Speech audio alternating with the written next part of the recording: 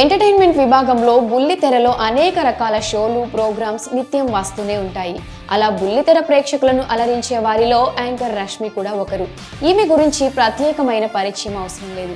నిత్యం ఏదో ఒక షోలో ఈ అమ్మడు అలరిస్తూనే ఉంటుంది. అలాగే ఇటు సోషల్ మీడియాలోనూ యాక్టివ్గా ఉంటూ నిత్యం ఫోటోలు షేర్ చేస్తూ అభిమానులను ఆకట్టుకుంటూ ఉంటుంది. ఇక కొన్నాళ్ల పాటు అటు బుల్లితెర ప్రేక్షకులను అలరించిన రష్మి ఇటీవల కొన్ని సినిమా ఆఫర్లు రావడంతో వెండి తెరపై కూడా మెరిసింది. కానీ వెండి తెరపై ఆమె చిత్రాలు ప్రేక్షకులను అంతగా ఆకట్టుకోలేకపోయాయి.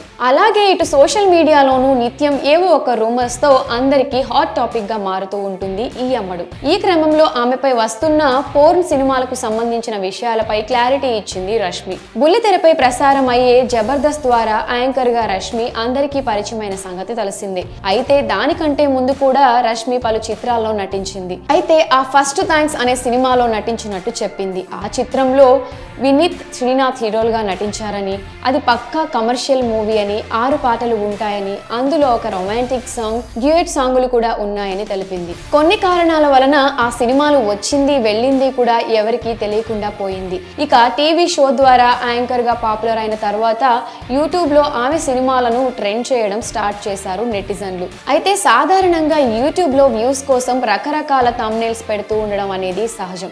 అలాగే రష్మి నటించిన సినిమాలకు కూడా విచిత్రమైన థంబ్నెయిల్స్ పెట్టడంతో ఆమె షాక్ తిన్నదట. ఆ విషయం తనని ఎంతో బాధించిందని కూడా చెప్పుకొచ్చింది రష్మి. ఆ థంబ్నెయిల్ లో ఒక చోట రష్మి హాట్ సాంగ్స్ చూసారా అని పెట్టారట. మరొకరు రష్మి పోర్న్ మూవీ అని థంబ్నెయిల్ కూడా పెట్టారట.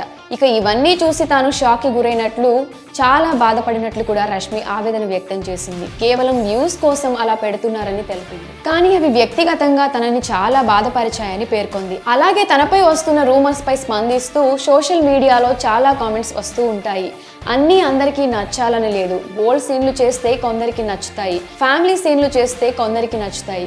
అందరికీ అన్నీ నచ్చవు. ఒక్కో మూవీ ఒక్కోలా చేసుకుంటూ వెళ్ళాలి. అదే సమయంలో కామెంట్స్ ని అసలు పట్టించుకోకూడదు. పట్టించుకుంటే హెడ్ ఖరాబ్ అయిపోతుంది.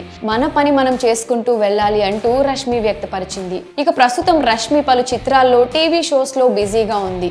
రష్మి తనపై వస్తున్న రూమర్స్ పై స్పందించిన విషయంపై మీ అభిప్రాయాన్ని కమెంట్స్ రూపంలో తెలియజేయండి.